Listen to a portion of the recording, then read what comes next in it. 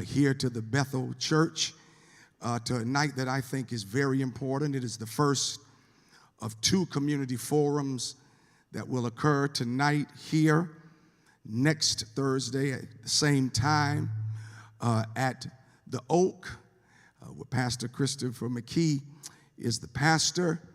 And we are glad that all of you are here on tonight. We are streaming, and we welcome all of those watching on all of our platforms. We encourage you to go live on your platforms as well. One thing we learned this week from Kanye West's debacle is that words matter. Words have meaning. Words have consequences. Tonight, it is my prayer that you hear words that matter and words that have meaning. We are here tonight because we want our concerns to be heard from candidates who are here. And one is on the way, one can't come out to play. And so we have all the chairs up here. And so I welcome you to the Bethel Church tonight, and thank God for your presence in this place. I'm going to get out the way. This is the only time we'll get up because this is not a church meeting. I'm going to introduce to you a wonderful personality of media and on air. Would you help me welcome Wanda Patterson, who's going to take us through tonight with our conversation and share with you ways that you'll be able to participate.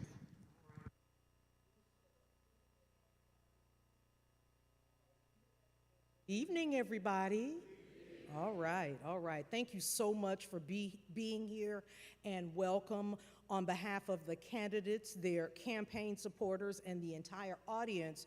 We want to thank Bishop Rudolph McKissick Jr. and the entire Bethel family for opening their doors for this important event. Let's give them a hand, please. They deserve it. Yeah.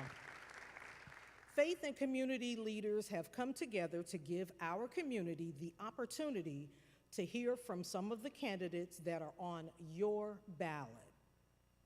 Before we begin tonight's forum, let me remind the audience that early voting, it is already underway. You can vote any day between now and Sunday, November the 6th, between the hours of 7 a.m. and 7 p.m. at the designated early voting sites. Now, if you decide to vote on Election Day, which is Tuesday, November 8th, be reminded that you can only vote at your designated precinct, which may have changed since you last voted. So if you want to check that out and make sure that it hasn't, or if it has, make sure you go to the Supervisor of Elections website. That website is DuvalElections.com. Again, that's DuvalElections.com. Now, for tonight's forum, invitations were extended to two candidates in each of the following races: Duval County Sheriff, State Representative District 13, State Senate District 5, and City Council District 7. We are happy to welcome both candidates for City Council. That's Mr. Charles Barr and Mr. Reginald Gaffney, Jr. We are also happy to welcome one of the candidates for State Senate District 5, that would be Tracy Davis. I believe she's on her way. And also for State Representative District 13, Angie Nixon. And finally, we would like to welcome one of the candidates for Duval County Sheriff, Lakeisha Burton.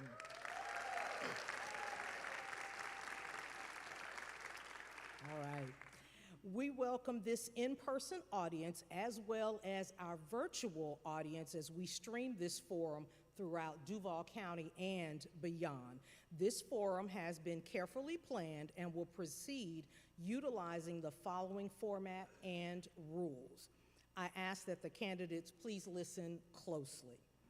Number one, in a few minutes, each candidate will be given 1 minute to introduce themselves and to talk about their campaign platform. When a candidate has 15 seconds remaining, A yellow indicator will be raised. When 1 minute has expired, a red indicator will be raised.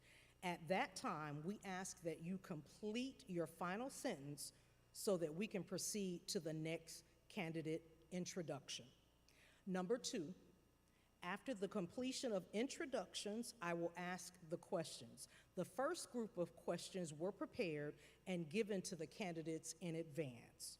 After completing the prepared questions, we will then ask questions that will come from our in-person or virtual audience. Just like the introductions, each candidate will be given 1 minute to answer the question. If a candidate requests a rebuttal, they will be given 30 seconds. We only have one race with both candidates present, so rebuttals may not be necessary. To keep track of time, we have designated timekeepers seated on the front row. And again, when a candidate has 15 seconds remaining, a yellow indicator will be raised. When 1 minute is up, a red indicator will be raised. And at that time, we ask you to complete your final sentence so we can proceed to the next question. I would like to take a moment and introduce our timekeepers tonight, and they are Anaya, who is, and you can stand, Anaya, please, so everybody can see you. She is a 7th grader at Highlands Middle School. And our second timekeeper is Aman, who is a 5th grader at MLK Elementary. Let's give them a hand. Thank you so much for your service. All right, so if someone from our in-person or virtual audience has a question, please email it, and here is that email address for you.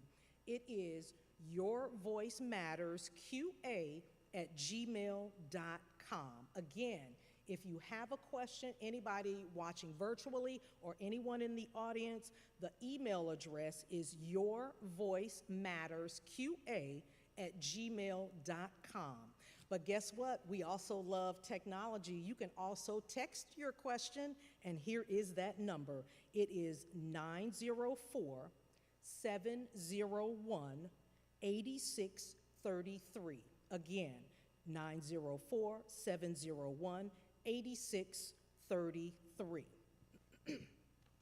Now, all questions will be vetted for appropriateness, and due to time limitations, we may not be able to get all the questions in. However, they may be held and presented at our next forum, which will be this same time next week at the Church of Oakland. And at the end of this program, we're going to provide you with that information about next week's forum.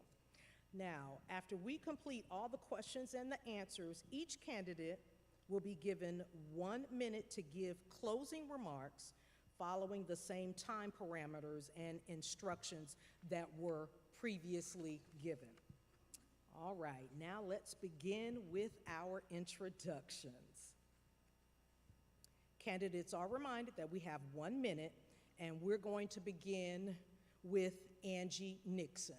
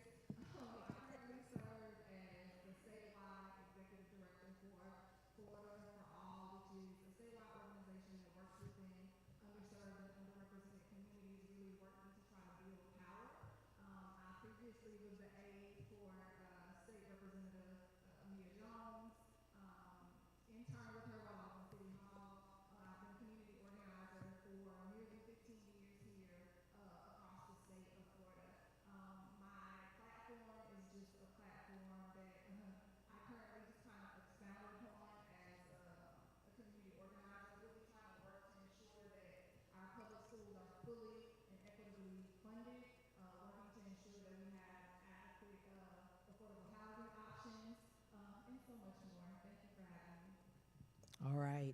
Tracy Davis has arrived. We want her to come on up. And if you like, you could go ahead and introduce yourself unless you need a moment. Hello.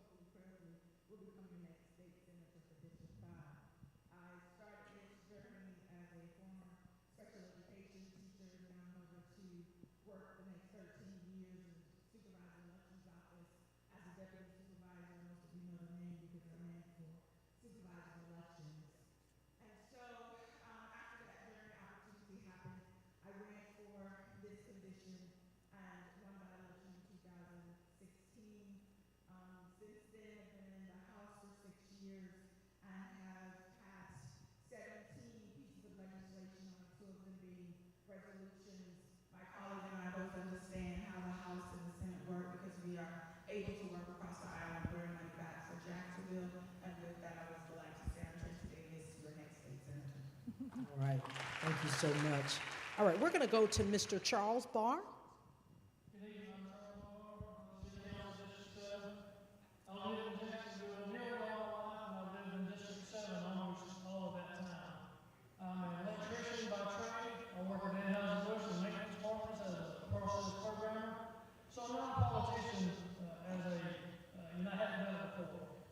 I got in this race to help the community, to help District 7. When I see us neglected, money's not put in our district, our schools going down, our infrastructure, you can't drive around the north side without getting a flat tire or messing up your car.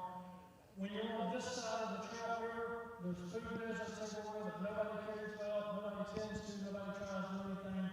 No one seems to want to help the community. And I got in this race to help that. I want to make a change, and I'm asking for your help to accomplish that on August 8th, or November 8th. All right, thank you so much. Also running for Council District 7 is Reginald Gaffney Jr.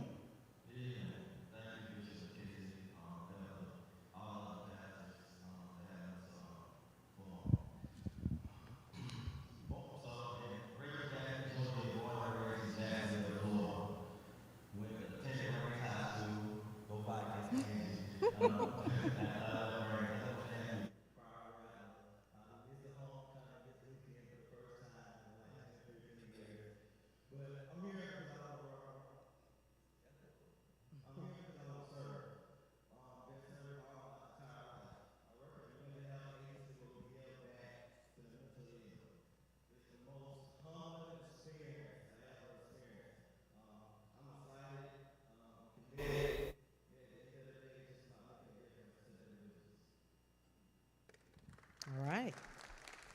Thank you. And now, Chief Lakeisha Burton. Thank you. I first want to thank Bishop, First Lady, all the hosts for opening up this space for us. My name is Lakeisha Burton, and I humbly want to be your next sheriff. I know that the airwaves, your mailboxes, and all of your social media platforms have been inundated with lies, half-truths, and disgusting, despicable lies. You deserve better than that. When somebody shows you who they are, believe that's who they are. I want people to know that I was not asked to get in this race. I wasn't convinced, nor was I selected. We have an opportunity on August, you got me saying August now, on November 8th, to have an election and not a selection. I'm looking forward to answering your questions tonight. Thank you. All right, thank you all. Let's give them all a round of applause. We're glad to have each and every one of you. All right, so we're gonna go ahead and begin with the questions, the ones that you all were all sent previously. And we'll start with Tracy Davis. What is the key issue facing the legislature, and how do you plan to address it?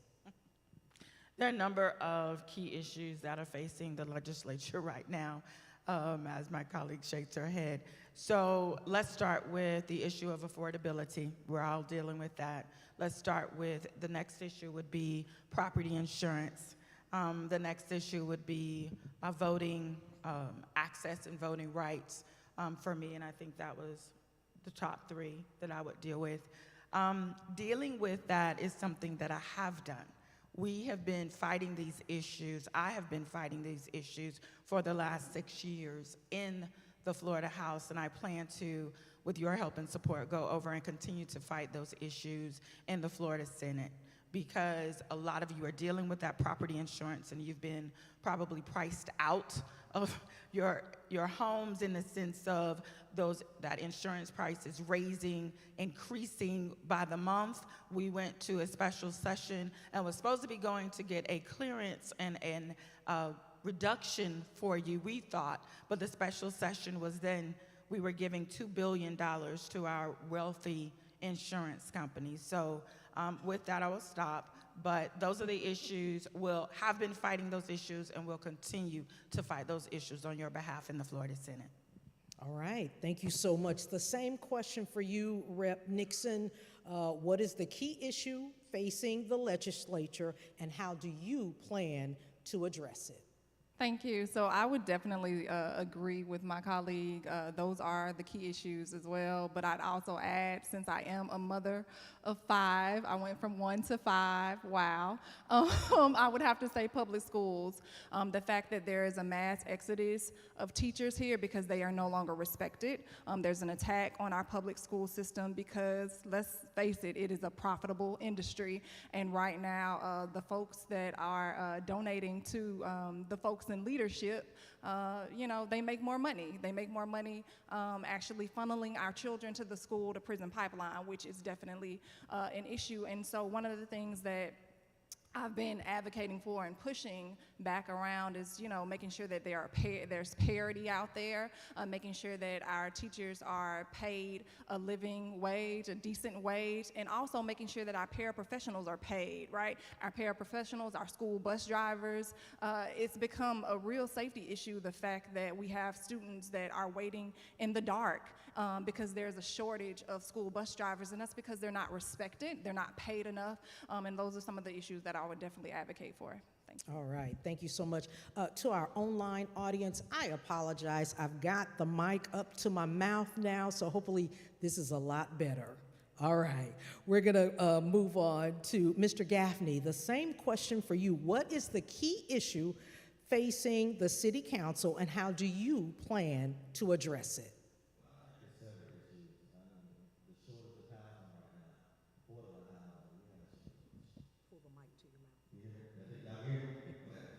So we got a shortage of housing, as Agent State Rep.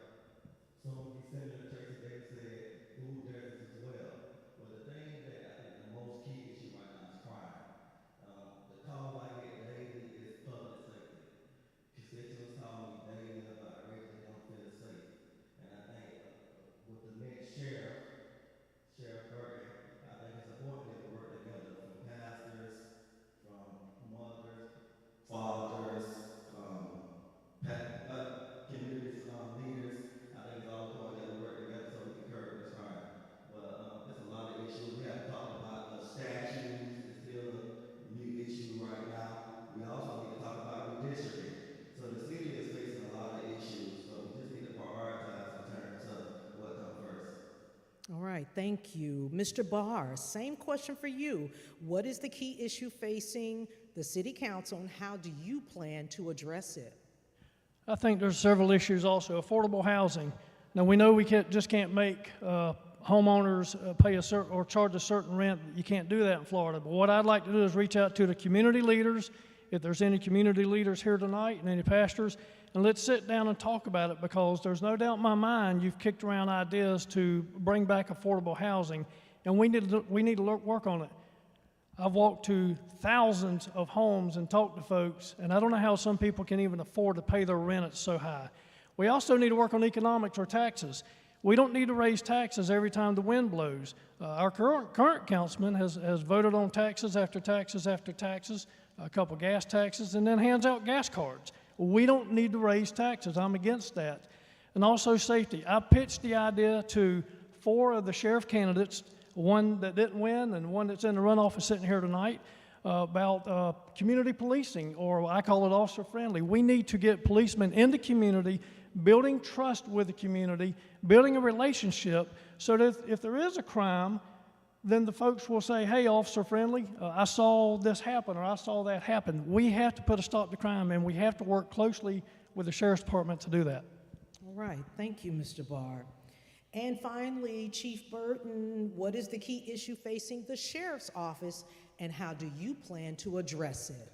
So that's a great question. So first of all, I've been in this race for 18 months, and when I started my candidacy, I've been running on change. So I have 4 pillars, and the first one is culture. We have to change the culture of the inside of this police department before we can successfully serve our community. So there's a number of ways, a number of things that we have to do to change the culture. So, and what I'll do is what I was able to do as a zone commander in the Arlington Beaches area. Everybody needs to know that our agency is very different than it was just 5 years ago. 70% of the officers have 7 years or less on the streets. So they're younger, they're more innovative, and they're working with the latest technology, and they need a new type and style of leadership. So what I had to do is, number one, with culture, address and focus on mental health, officer wellness, training, morale, making sure these officers, young generation of officers, have mentors and coaching and supervision, and that they're being held accountable. But what the officers had in Zone 2 was a leader who was leading from the front. And that's what I'll do as a sheriff. Thank you. All right, thank you all for answering that particular question. Now on to question number 2, and I'll start again with you, Ms. Davis. In your opinion, what is the most important skill one should have for the position that you are running for? As a soon-to-be former state representative moving over into the Senate, I think the skill of connecting and listening to people is probably the most important that I've found in what I do. The ability to be able to listen and connect allows folks to be able to see you as someone they can trust, see you as someone they can put their confidence in. And so for me, in this race that I'm running here, as well as the last one, it was about that connection that I had with people and the trust that they had instilled in me from connecting with them along the way and as a state representative. All right, thank you. And I will ask the same question of Mr. Barr. In your opinion, what's the most important skill one should have for the position of city council? Well, I think I have to agree with her. You have to have heart and you have to have integrity to want this. You have to want to work for the people. I've been in the community since March, walking door to door, talking to folks, learning what the issues are, and you have to want that, and you have to actually want to fix it. I've learned more about food deserts than I ever knew before. I heard my opponent a moment ago mention food deserts. We hear about food deserts getting worked on every 4 years. Food deserts didn't just begin yesterday. They've been around for decades. Recently, this week, I met with a vice president of a grocery store chain, and we sat down and talked about food deserts because he wants to put some stores in. If me as a candidate who's a nobody can meet with the VP of a store chain to put in food deserts, and why hasn't it been accomplished before? I'm meeting him next week to talk again, and when I get elected, and when you elect me in, I promise you that here shortly we're going to see about getting stores put in these food deserts because I've already made arrangements to work on that, and you have to have passion and want to do that. Otherwise, every 4 years we're going to hear about things like food deserts like we've heard for decades. All right, thank you. Well, I wasn't going to go to Mr. Gaffney, but I think I'm going to have to. Mr. Gaffney, same question. In your opinion, what's the most important skill one should have for the position of city council? I think it's several. I think empathy. You got to be able to empathize with the constituents. If you're not able to empathize with your constituents, you're pretty much lost. I think just like State Rep Tracy Davis said, the ability to understand. But the most important, I think,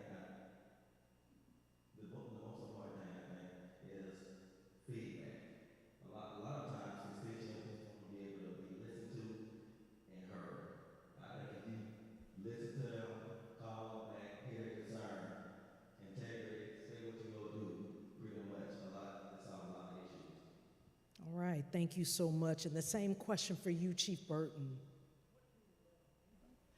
No, you can rebut on the questions that we're going to do in a minute. All right, Chief Burton.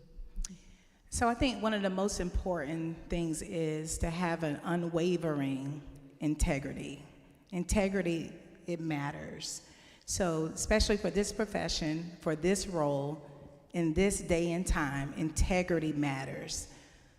We cannot have a sheriff who's going to lead and govern from the lens of a political party or their personal feelings.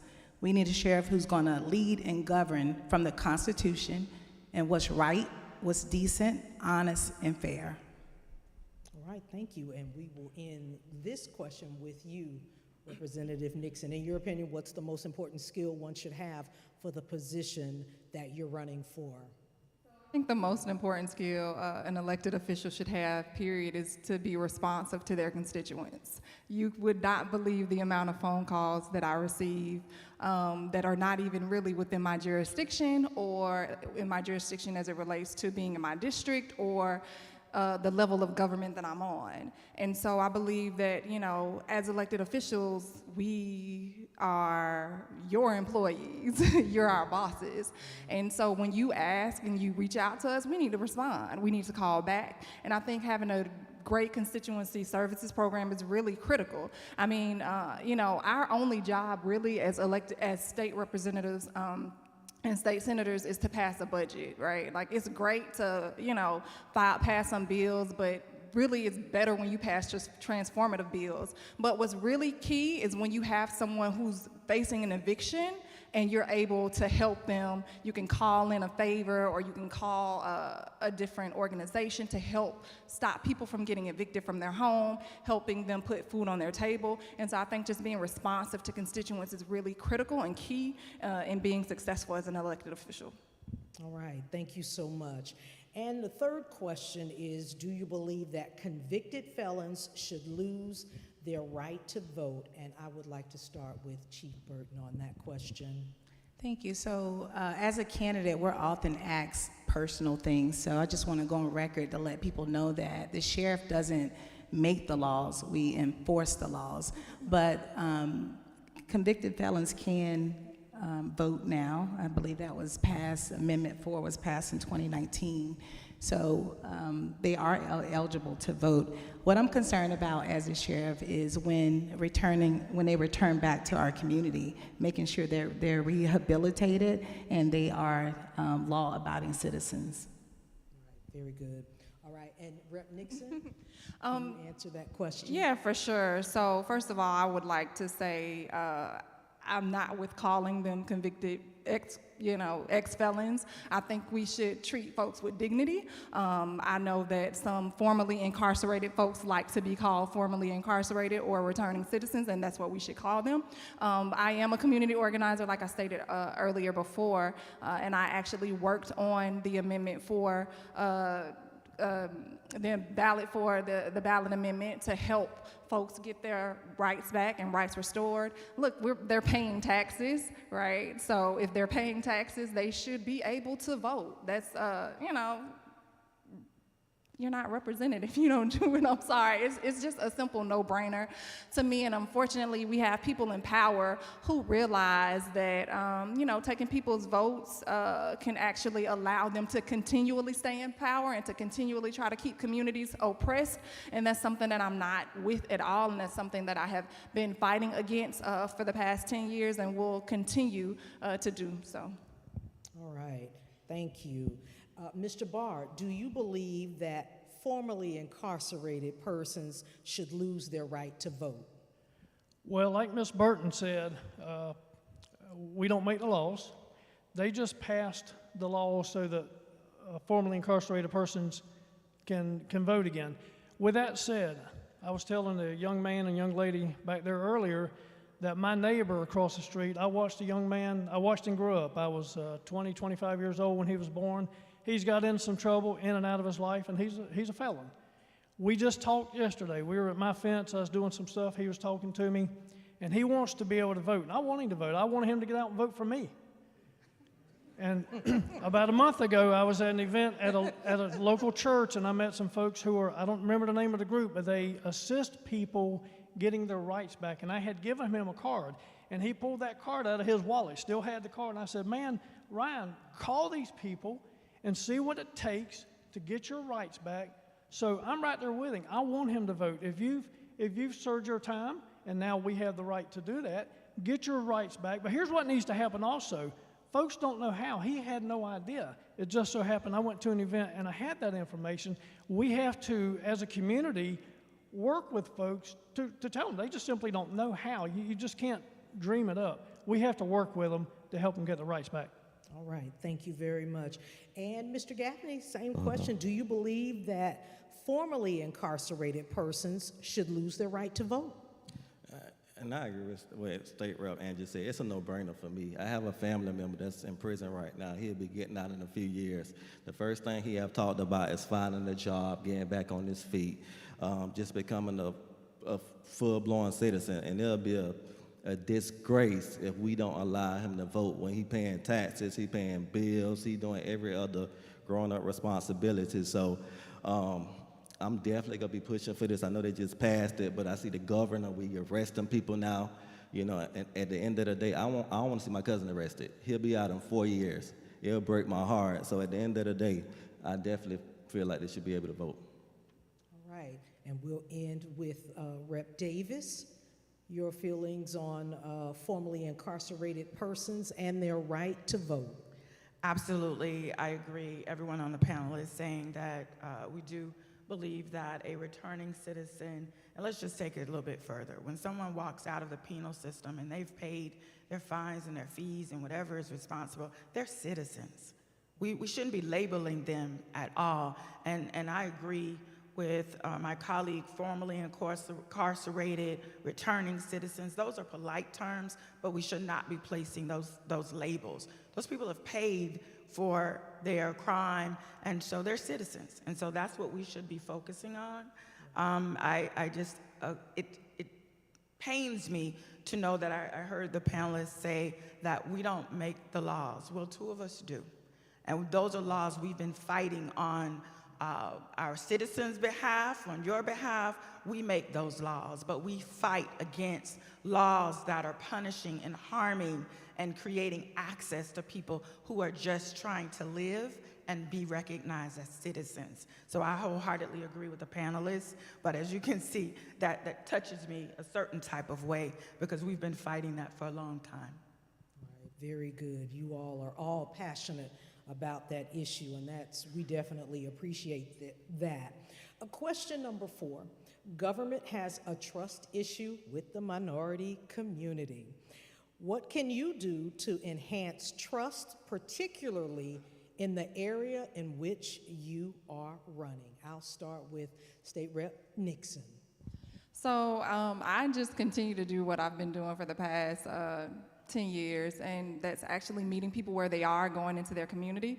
I'm actually doing some work right now in Hilltop. So actually I went to Harvey's with the young lady today, and we were trying to talk through some issues. And so folks need to know that you really care about them, you're listening to them, and that you're gonna assist them in whatever it is that they need and helping them provide them with the resources and things like that they need. But we really have to meet people where they are. We can't expect people to come to us. One of the things that I ran on 2 years ago was the previous state rep actually moved the office out of the district into City Hall. That's not right. So I moved the district back into the neighborhood. I also host multiple workshops that address people's needs. We had a scamming workshop tonight that we led. Also having a workshop on how to repair your credit, first-time home buyer workshop. So whatever it is that the community needs, we need to go and really address those issues, and that's how you begin to regain trust amongst them. All right, thank you. And I'll ask the same question of Mr. Barr. Government has a trust issue in the minority community. What can you do to enhance trust, particularly in the area of the city council? I think that you have to work with the community. I'm one of the only candidates who has actually, from one end of this district to the other, knocked on doors for months and months. I've talked to folks everywhere. I've had meetings. And I'm going to say, for example, this. You have to come face to face. And most of you can tell I'm not the greatest speaker in the world, but I'm up here telling you my heart. This is the 7th one of these that we've had, either live or Zoom. And it's the first that my opponent has been at. But I've been to the other 6. It's because I want you to hear me, and I want to tell you I want to work for you and be out in the community. There's no reason for this to be number 1. This should be number 7 for everybody. I've been endorsed by unions. Most folks know that District 7 is a working community. It's a working district. I've had unions that support me. I've had members of the NAACP committee support me so much that I have joined the NAACP because I feel so strongly about what he wants to do for the community. And I've had other community members in the African American community. I've spent more of my time south of the Trout River than I have north of the Trout River because I feel we have been neglected long enough. And my promise is that I will continue to meet with you if I win this or if I don't win it, because we got till March. I'm going to continue to meet with anybody who will meet with me. That is a promise. All right. Well, you know, Mr. Gaffney, I wasn't going to go to you, but I got to now. What say you? The government has a trust issue in the minority community. What can you do to enhance that trust, particularly as a city council person? Doing what you say you're going to do. At the end of the day, it's being transparent. It's being personable. It's being accessible. It's having an open door policy, open communication. All my business cards have my cell phone number on it. I have knocked on like 6,000 to 7,000 doors. That's why I was able to have 4,025 votes compared to his 2,000 votes. I plan on winning in March. I understand the issues. I understand the concerns. But at the end of the day, it's just about being transparent. I'm a big believer in democracy. At the end of the day, I know I'm not the smartest person in the room, but what I do believe is surrounding myself around the smartest individuals. And that might include being a pastor, that might be an elected official, that might be a community leader. So at the end of the day, I'm big on democracy. I love hearing other people's ideas because at the end of the day, the decisions that I make on council go affect everyone. So it behoves me to get opinions and advice from other people. All right, thank you so much. And I'm going to go to Chief Burton with that question. Government has a trust issue in our community. What will you do to enhance it as sheriff? So first, I'm going to lead by example. We have to show up. We have to stop sending written correspondences. We have to be willing to sit and talk with the people that may not agree with us. So the first thing I'm going to do is I'm going to lead by example. I'll be visible, accessible, and accountable to this community. But also, we talk a lot about community-oriented policing. When I started back in 1999, community policing was the fabric of every police officer under Nat Glover. We knew that was our role, to get out of our cars and engage and build relationships. So as a zone commander over the last 2 years, I was successful in cultivating a culture of community policing. So when, in turn, what happens was my officers knew how to engage with our community. And we started working together because we built that trust. And that's why I have a historic record-breaking reduction in crime. So that's what I'll do. All right. And Representative Davis, the same question for you. I personally think that question is loaded. So when you're looking at the laws and the bills that we have been fighting under this particular governor of our state, we have been fighting things that do nothing but increase the distrust that the community has for us. And so I get it. So I always have had an open door policy. It's already been said. I only use one phone, so I give my phone number out to anyone that wants to contact me. My office calls back within 24 hours of someone calling us, and it's already been said that constituent services are important to us. They're the number one thing we thrive off of to make sure that when our citizens call, we're responsive to them. But in dealing with the state government that we've had and we've dealt with over the last couple of sessions, that is a difficult question to answer wholeheartedly as we continue to fight things that increase the distrust from the level of the state. So again, you have fighters in front of you. We'll continue to fight those bills and what's been placed upon us, but we cannot allow fear to stop us from doing anything. All right. Thank you all for answering those prepared questions. Let's give them a hand. All 5 of these individuals are passionate about our community, and that we appreciate. All right, you all. Well, a shout out to our virtual audience. These questions are coming in, and y'all, some of them they're doozies. So we're going to go ahead and begin with a few of those. And I have to go with this first one, and it is for you, Chief Burton.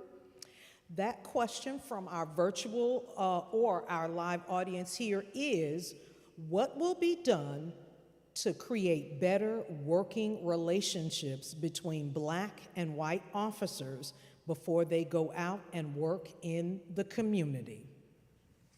Well, I think it starts with recruiting. When they come through the police academy as well, I think I'm going to work really hard to make sure that our police department is reflective of our community. Right now, when I started, 18% of the department was minorities when I started back in 24 years ago, and it's still that number or lower. So roughly we have 1,800 sworn police officers and only 250 Black officers. So that in itself is a problem.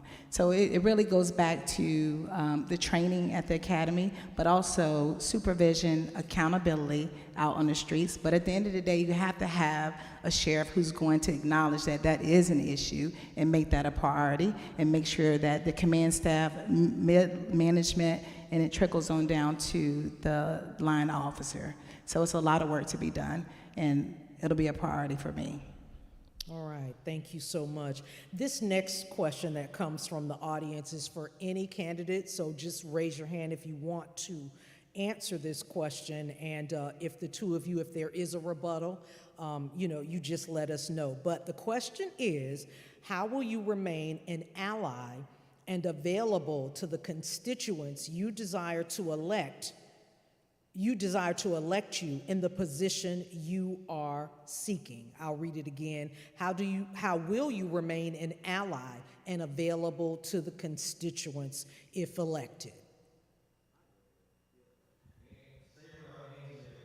Earlier, the constituents are our boss. In District 7, you got 6,000 to 8,000 voters. At the end of the day, you guys are our boss. So even though I'm working for them, they got to vote me in. So at the end of the day, for me, it's about having town halls meeting, engaging with the constituents, having an open door policy, being personable, just relating to the constituents. At the end of the day, it's about them. I'm a big proponent of servant leadership. I'm big on servant leadership. At the end of the day, it's all about the customers. It's all about the constituents. It's all about pleasing them and delivering for them, as Corrine delivered. So at the end of the day, it's about having town hall meeting and meeting the constituents halfway. All right. Did you have a rebuttal? No rebuttal, just a comment. Okay. All right. Rep. Nixon, you raised your hand on that question. Oh. Do you want to comment? Okay, go right ahead, Mr. Barr. Pardon me. So I believe that you have to listen to the community. I believe in transparency. I've knocked on, I'm guessing now, 3,700 doors personally. I've handed out somewhere personally between 12 and 14,000 palm cards, and if you want one, my wife has some. I've handed those out personally, and I've talked to folks. One of the complaints is they can't ever get their councilman, my councilman. You can't get them. I only make a few promises. I promise if you call me, and I've told thousands of people this, I'll talk to you. If you need me to come see you, I'll come see you.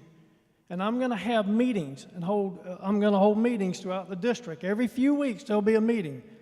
And eventually I'll get back to your area, but I'm going to hold meetings in all these areas. But if you can't get a hold of your councilman like we have now, there's a problem. And I've heard this from thousands of people. And it's my promise that you'll get hold of me if you need me.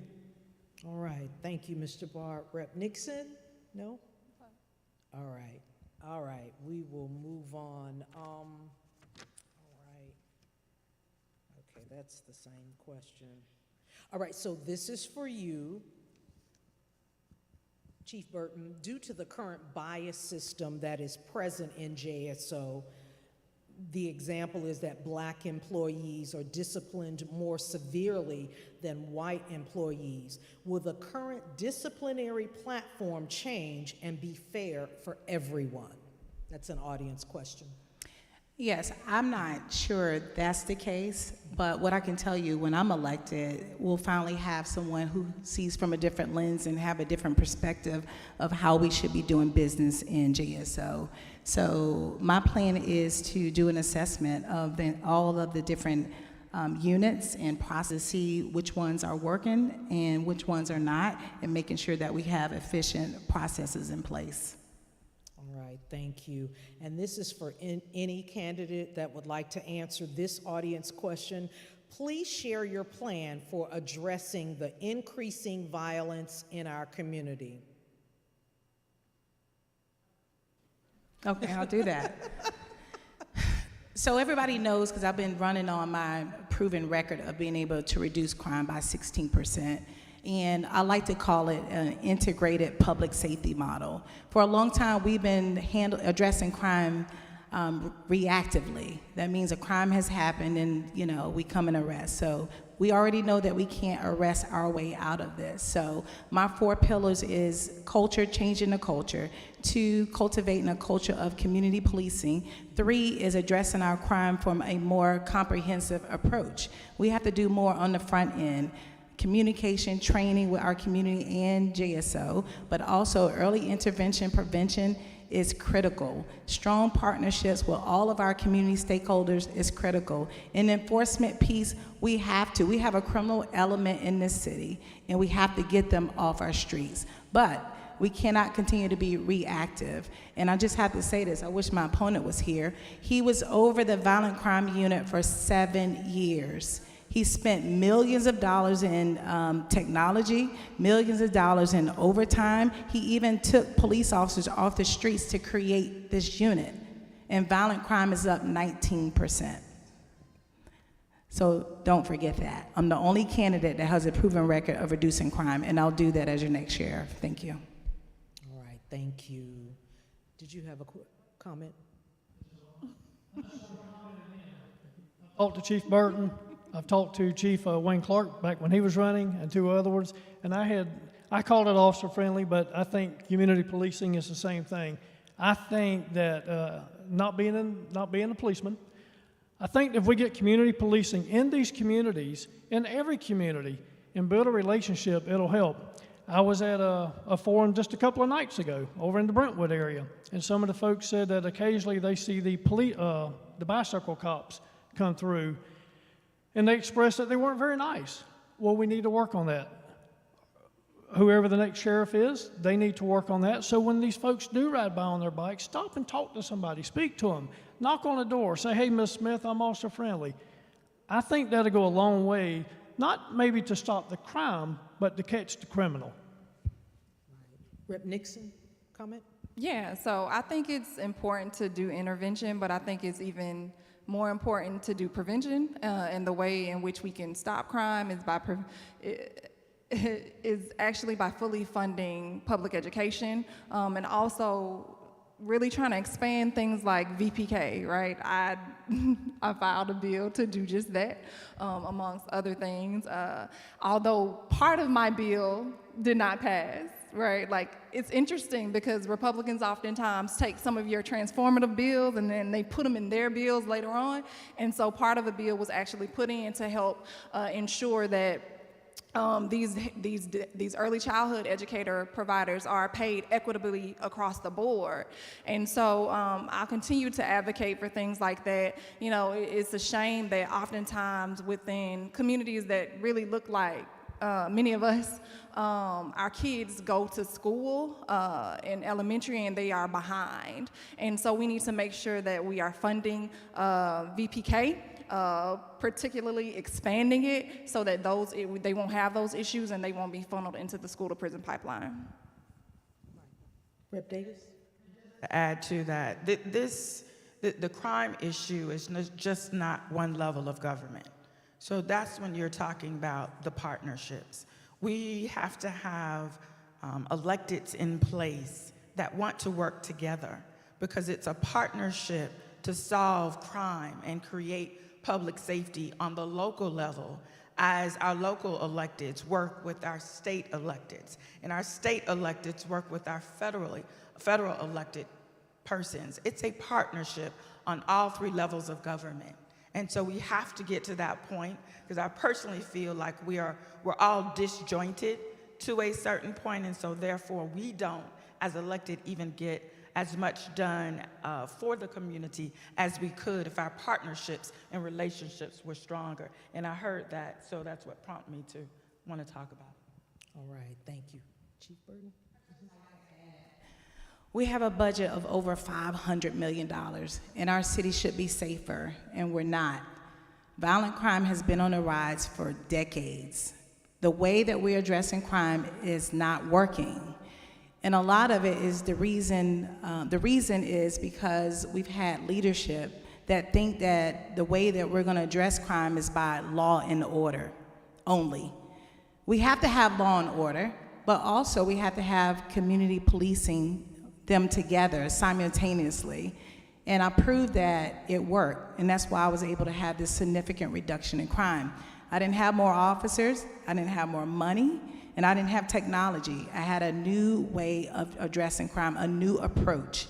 And the officers, they were sponges. They need real leadership to show them how to successfully do their jobs, and that's gonna happen when we engage and rebuild trust in our community. Thank you. All right, very good. This next question actually is about young people and young people who are at risk. So I'll start with you, Chief Burton, if that's okay. How do you plan to, the question says, reach and positively impact Jax's at-risk youth? I'm gonna do it the same way I've been doing it for years. I was honored to be recognized last year by the Secretary of the Department of Juvenile Justice for the work I've done for 15 years. So again, intervention, prevention is key, you know, so many of you know my story. I've overcome insurmountable challenges as a young person, and it was the Police Athletic League that really helped me get my life on track. I was in a safe environment with people who invested in me and believed in me, and who would have thought at 16 years old when I was a single mom at the PAL that one day my life would come full circle and I would be the first female executive director to run the PAL. So that's how significant and important. Yes, thank you. All right, thank you. Rep. Thank Nixon, you wanted to Can you ask the question again? the question is, how do you plan to reach and positively impact Jax's at-risk youth? Yeah, so again, I would take more of a speaking as someone that's in the minority in the state legislature, I have to do a lot of organizing, and so trying to put public pressure and social pressure on folks who are in power. And so I think it's really important to work with different organizations that are on the ground to really pressure folks, particularly on the local level as it relates to economic development, and even on the state level, but it's more so on the local level to ensure like our Northwest Trust Fund is fully funded and that folks have access to it, right? I know one of the major hiccups as it relates to some of these black business owners on the north side is that they have to oftentimes get reimbursed or do matching funds. And so, you know, trying to think through different ways where we can change the policies around that, and you know, just continually meeting folks where they are, working with the youth, partnering with business owners, particularly those who own trades, getting the kids in trades. I was talking to my husband the other day and I told him I might want to start doing HVACs because they get paid and they are also very needed. We are in the hot state of Florida, and so, you know, trying to help our kids just see the different opportunities that are available to them. And a lot of the issues of crime is because there's a lack of economic development, particularly within Northwest Jacksonville, and we need to really try to work to bring more jobs there, more businesses there. But of course, we gotta, make sure those promises do go kept, and build a better infrastructure and so much more. Thank you. Go ahead, Mr. Barr. Like I said, if you don't respond and talk to folks, they don't know what you're thinking. So I'm an old man. My kids are grown. I didn't realize we had such an issue in District 7 with the lack of community centers. So when I started walking around talking to folks, everybody's saying, hey, when are they going to open this community center? When are they going to open that community center? Then I started looking around. There are none. There's nothing for kids to do. There's a few young people here, but most of us are old folks. And we were kids at one time. Kids are either going to do good or they're going to get joined up with riffraff. That's just the way it is. We played Little League when I was growing up. Some kids go to community centers. They go to PAL. I remember PAL everywhere, it seems like, when I was younger. We have to bring them back. We have to put money into it and look out for our children. It's now on my cards. That's one of my biggies. Once I figured out, oh, my goodness, there's nothing for children to do, there's a problem here. If we can spend millions of dollars across that river for certain folks, hundreds of millions, then we can put some money and open up community centers to help children and help kids. That'll keep them out of the, putting them in the high-risk area. Right, thank you. So earlier, just about all of you touched on the fact that affordable housing is vitally important. It's definitely an issue in our community and just across the country. So an audience member wants to know, wants you to please explain your plan for affordable housing, and I'll go to you, Mr. Gaffney. Yeah, I think we need to fix the permitting department in the city right now. So I think they got like 3 or 4 staff working in the permitting department. We need to make it more efficient. We need to make it more effective. Another thing we need to do is prevent these hedge fund companies from coming in Jacksonville buying up these communities. They going up on the rent. It's an issue that we're struggling with right now on the east side. Where we got all these outside companies coming in Jacksonville and buying up all this real estate. So we got to deal with this. I'm not sure, and I have to work with State Rep Angie and Senator Tracy. As far as putting laws so they can come in and buy these houses and go up on their rent. So it's a tough pill to swallow, but I'm here to fight for it. But it's definitely an issue. I had a colleague who approached me the other day, and she was being forced out of her home. And she said, Reggie, my landlord want to sell her house. And I was like, okay, what you need me to do? And she was like, well, I keep applying to other housings, but the rent is so high. And she said, you got to have a high credit score. And she said, you got to make 2 or 3 times the income. And it hit me. And I said, here I am running for city council, and I can't even help this young lady. Here she is, she make $15, $16 an hour, and she go try to apply for a home, but her credit score is not that high. She don't make the most money, and her landlord want to sell her house. So it hit me. So we cried together. So I have had a conversation with city individuals. Right now, the city does have a housing committee to come up with solutions. Like I said, and I look forward to working with State Rep Angie and soon to be Senator Tracy, so we could come up with bills to prevent and put laws in place from landlords going up on the rent, especially in certain side of towns. Right. Thank you so much, and I'm going to go to you, Ms. Davis. Can you answer that question as well? It's loaded. You like the loaded questions. So what we've been fighting for, and what we'll continue to fight for, is everything has to be funded. Rep. Nixon said our job is basically to balance a budget, but in that budget, we are able to try to fight for the city to get more SHIP funding, as well as more sale funding, and as well as funding for affordable housing through the Sadowski Fund. And you probably hear about the Sadowski Fund over and over, and that is a trust fund that our colleagues love to, when they can't basically pay a bill over here, the Sadowski Fund is the fund that they go to pay bills all over the city, all over the state. That's the money they just take at will, and it's not being used for what the intention of it is for, and that's for housing. It's for affordable housing in our counties. So we are fighting for that, but the issue and the answer is, and I'm just gonna be as blunt as possible because I have the microphone, if we change leadership, we can change some things. Yeah, thank you. Thank you. I want to move on because these questions are coming in, and they are coming in for the sheriff. The question for you is, your opponent refuses to address or converse with the Black community and is running a smear campaign. What are your feelings concerning this? Well, I think you should watch me how I've responded. I've stayed focused on the issues and the people, and that's the type of sheriff that you need.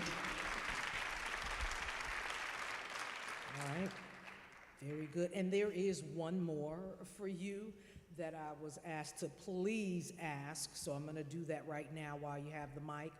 We have learned this week of bigotry that exists in JSO. What should be done about that officer, and how would you combat bigotry of any kind with when elected sheriff?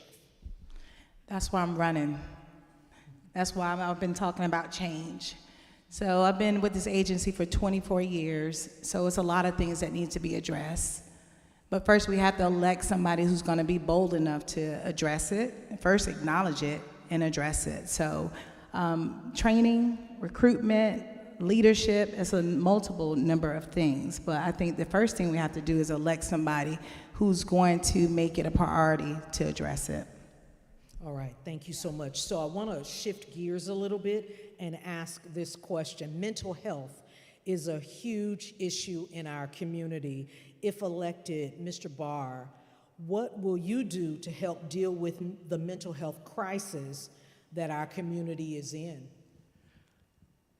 I'm not in the industry like my opponent is. I don't know exactly what to do, but what I do know, we have a lot of homeless and we have a lot of mental health.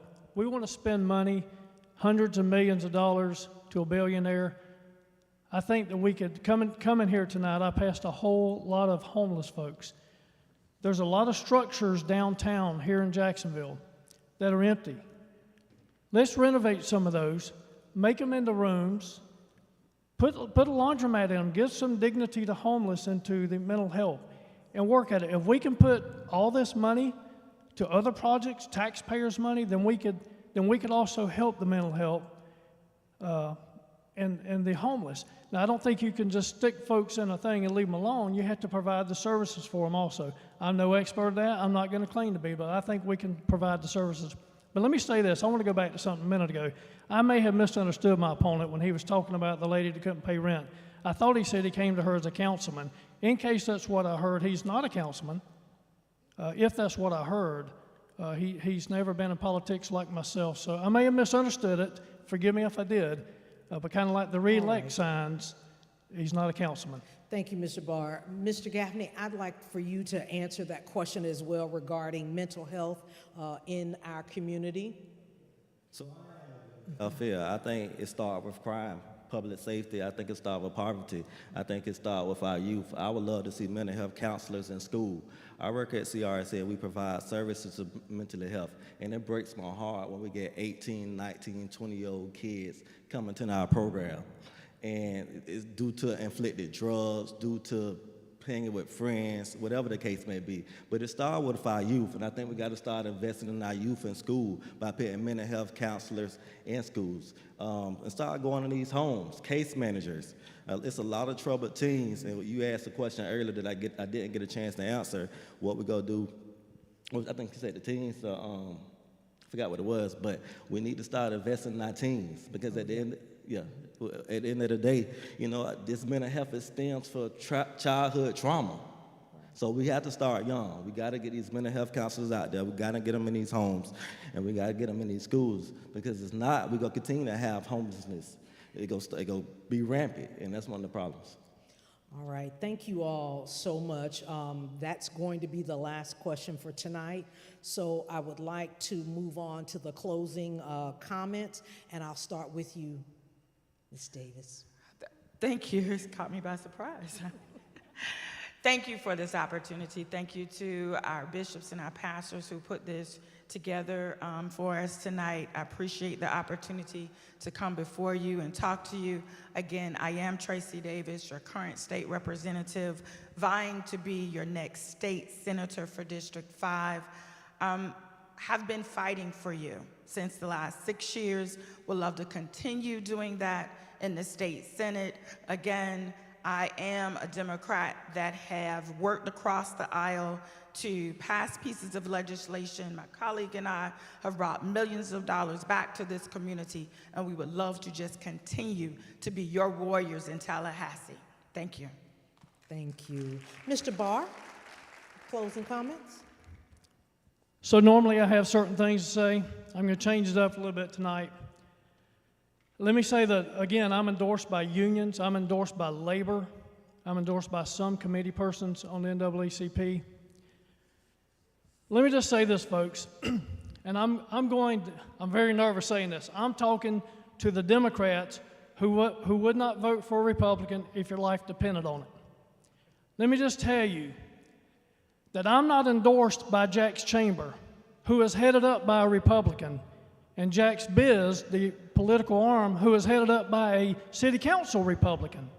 I was not even invited twice, August and November. I was not even invited 2 times to be interviewed for an endorsement. So they're not behind me, they're behind my my opponent. I've had city council members who are Republicans call me to tell me, hey, I can't support you, I'm supporting Gaffney. I've had other Republicans tell me that. If you look at the money, follow the money, go look at our monies on our site. You'll see where the money comes from. The big business that people fear, the big developers that people fear that come in and buy these houses that he was talking about, the big lawyers that people fear, go look and see where our money comes from. See where that $70-something thousand in 2 months came from. It didn't come from little small businesses in Oceanway that I grew up with. It didn't come from my pocket. It didn't come from labor. It come from a lot of big business, and those Republicans that won't even support me, they support my candidate. So I'm telling you this, if you think by not voting for me, oh, you're not voting for a Republican, look and see who's doing the endorsing. I had a head top dog Republican councilman, you figure out who that is, call a preacher. I've only been able to visit several of the African community churches. Call a preacher last weekend while I had an event going on and tell him, you shouldn't support him, you need to vote for Gaffney. This is a top Republican. So if you're fearing that putting a Republican in is going to be, oh, one of those Republicans, it's not like that. They're supporting him for some reason. They're not supporting me. So I'm asking for your vote, because I promise you, this 28 pounds that I've lost by walking, I haven't wore shoes out, but I've lost 28 pounds walking since March. All right, let's wrap up, Mr. Barr. I've walking since March, from door to door talking to people. It's because I have a passion, and I'm sick and tired of District 7 being neglected, being ignored, nothing going to us, and especially in the communities south of the Trout River. Right, I'm asking for your vote, Bar for Jacks, the word for, or my Facebook, Bar for Jacks. All right, thank you. All right, Mr. Gaffney? At the end of the day, it boils down. I'm born and raised in Jacksonville. Like I said, I attended Reigns, I attended FAMU. I have stepped foot into Jackson, I have stepped foot into Reebok, I have stepped foot into Reigns. I volunteer for the schools as well. I have hosted food giveaways. I have hosted gas giveaways. I do a food giveaway every Wednesday. I'm in the community. I'm giving back. I'm already doing the work. The reason I was able to win by a significant amount this past August because I have built relationships, and I understand what delivering results means. I got over 150 constituents right now who I talk to on a monthly basis. And at the end of the day, it all boils down to relationships. They trust me, they rely on me, and they know I'm a man of my word, and I'm a man of integrity. I know my opponent tonight, he pretty much took a lot of shots at my father, which is so bad. I'm taking the high road, I'm moving forward, if to God wills be done. But at the end of the night, I'm my own man. I look forward winning November 8th. Thank you. All right. Rep. Nixon? So thank you to the pastors, First Lady, for Bishop, for hosting this forum. I am State Representative Angie Nixon, asking for you all to re-elect me to District 13 now, not 14, because I am a fighter. Unfortunately, I have an opponent who was put in the race because they're trying to silence me. You know, I push back, I'm vocal. Sometimes people say I may be a little too vocal. However, me being vocal is what caused the governor to accept $2.3 billion from the federal government, which he was trying to turn away because he wanted to play politics with our public school systems. Me being vocal is what made the governor accept $820 million in PEBT funding, because he was trying to play politics with our kids and didn't want to. He said that since COVID was over, they could eat at school, right? And so me being vocal actually helped push him to do the right thing. I'm asking for your support so I can continue to fight for not just the residents in District 13, but for everyone. You know, we no longer just need to survive. It's time for our communities to thrive and to flourish. It shouldn't matter what zip code you live in. Everyone should have the opportunity to be healthy, prosperous, and safe. And I'm State Representative Nixon, and again, I am asking for your support on November 8th for re-election. Thank you. All right. Thank you. And finally, Chief Burton? This is one of the most important elections that we're going to have in decades.